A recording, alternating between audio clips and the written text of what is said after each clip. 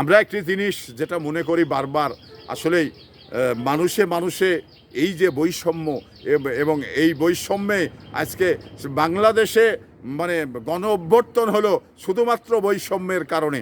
কারণ মানুষে মানুষে কোনো বৈষম্য থাকবে না, শোষণ বঞ্চনা কোনোটাই মানুষের ক্ষেত্রে থাকা উচিত নয়। কারণ এটি জাতি হিসাবে যদি আমাদের ভিতরে এই বৈষম্যটা কাজ করে, এ ধনী এ গরিব, এ আপনার কালো এ ফর্সা, এই বৈষম্যটা আমাদের ভিতর থেকে দূর করা উচিত।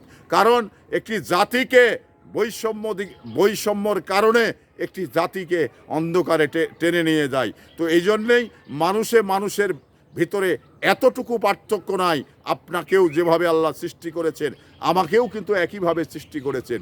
এখন দুনিয়ার জিন্দেগিতে আল্লাহর দেওয়া আমানত আপনার বেশি হতে পারে, আমার না থাকতে পারে, এটা আল্লাহ মেনটেন করেছে।